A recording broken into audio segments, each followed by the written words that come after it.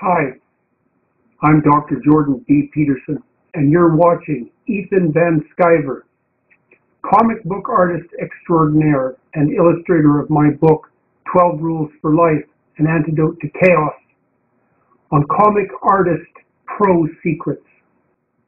Bye-bye. Hey, welcome to Comic Artist Pro Secrets. I am your host, Ethan Van Sciver, your Uncle Ethan. 25 years in this business, in the trenches of the comic book industry. And now I'm here to join you. Let's talk about a couple things. I'm sitting here at my desk. I'm drawing Sinestro. Look at him at that angle. Look at that chin. Let me see if I can straighten it out. Sideways. All right, that looks a little bit better. That's what I'm doing at my desk right now. But then I come across this, and somebody warned me about this the other day, and I was like, what the hell? Somebody was like, are you psychic? Because you went on Rob Comics Explained, and your whole thing was, hey, let's do this imaginary story where we take characters like villains and heroes from both Marvel and DC and then apply the Ghost Rider curse to them and see what happens. It would be totally rock and roll. Who wouldn't want to see Wolverine with a flaming adamantium skull and flaming claws? Who wouldn't want to see Spider-Man as Ghost Spider shooting flaming chains out of his web shooters? Just skeletal and creepy. A little bit like Carnage, I guess, but on fire. Who wouldn't want to see any of this stuff? Somebody even recommended that we do Professor X as Ghost Rider, make his wheelchair into a flaming motorcycle kind of thing. Yeah, well, I wouldn't have thought of that, but that's why the fans are geniuses.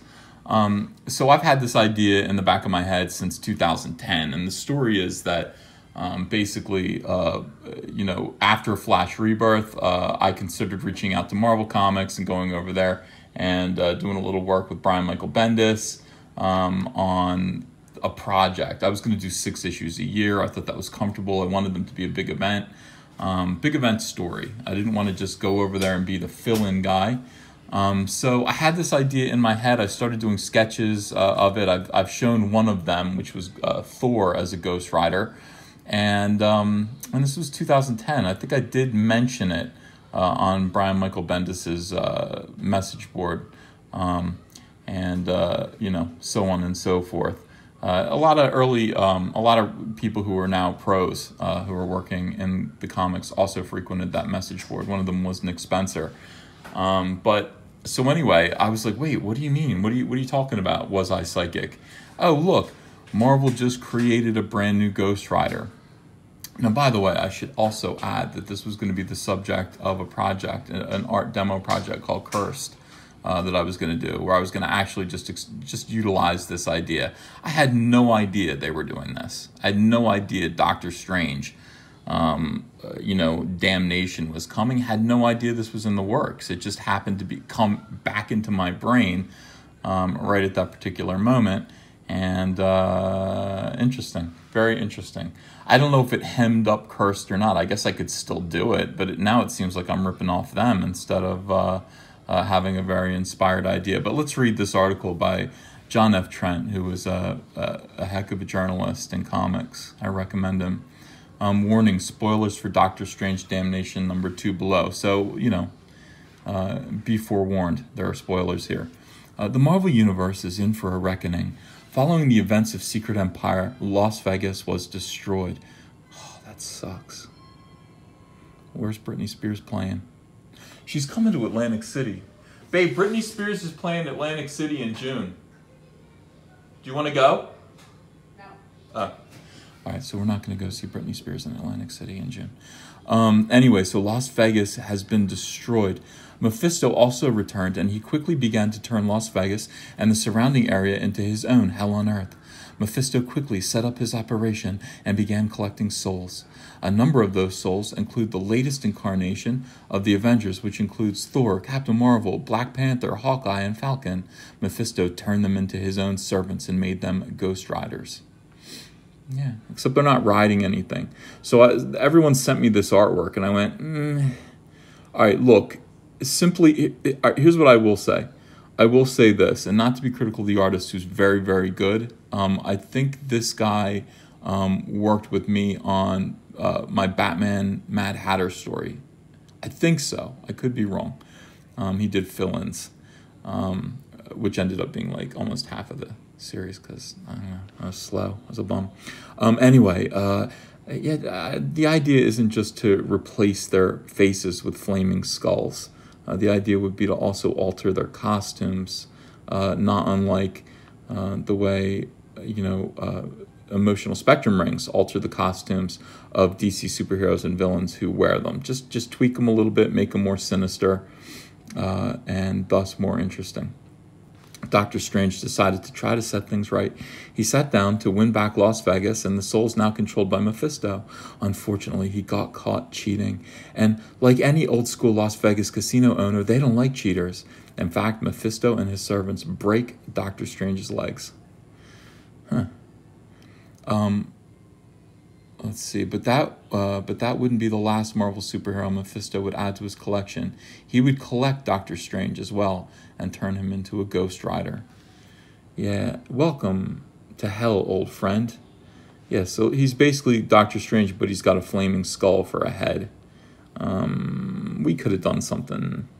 We could have taken this and made it more hellish and more interesting to go along with this one thing. I mean, if you just cover that up, that's Doctor Strange. So you take that away and you're like, oh, look, he's got a flaming skull for a head. Doctor Strange, flaming skull.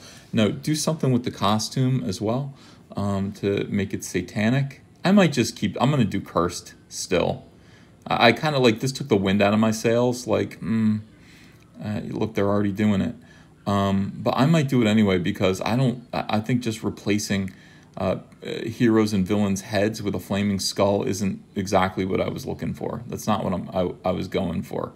The original idea behind Cursed was going to be, I believe it was going to be kind of an Avengers miniseries that I wanted to have Bendis write.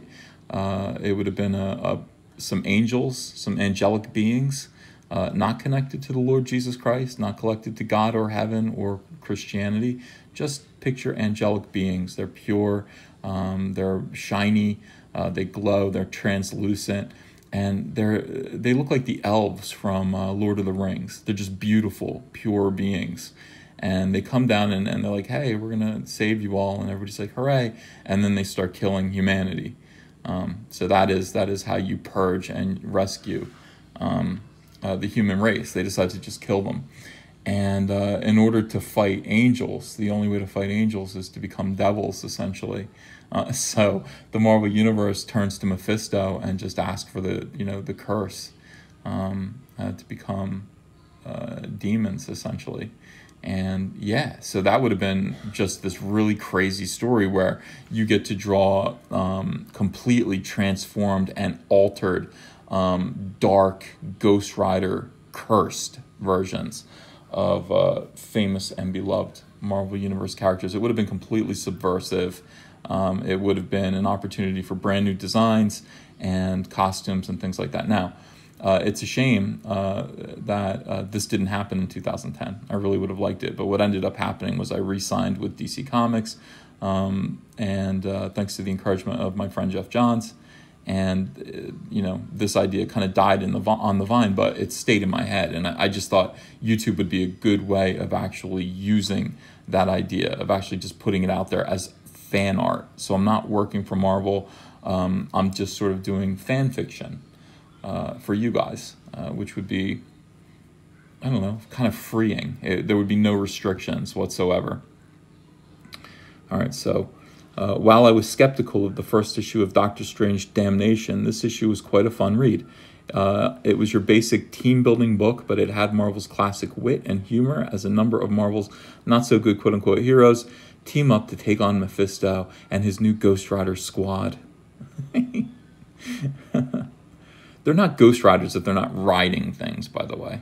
They're like, the whole idea wasn't, hey, I'm going to curse you, and part of your curse is going to be that you have to have a vehicle to translocate. Like, that's not the point of it. It just so happens that Johnny Blaze was a motorcycle rider, so he got the curse, which gave him a flaming skull on his head, and he's still riding a bike because that's what he does.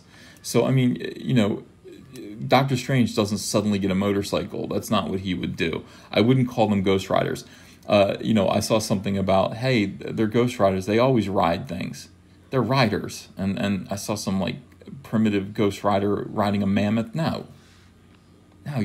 No.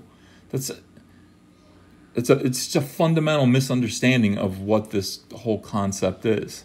And I mean, by the way, you know, it's not that deep of a concept anyway. It's all about something that happened during a time when heavy metal was growing, and with, you know, bands like Black Sabbath, and then also there was Evel Knievel, and you just kind of, you know, right in the late 60s, early 70s, boom, you get Ghost Rider. Anyway, so I'm sorry about that little bit of nonsense. Okay, they actually debate strategy and point out flaws in certain plans, unlike what we saw in this week's X-Men Red at number 2. So apparently we're taking a dig at X-Men Red number 2.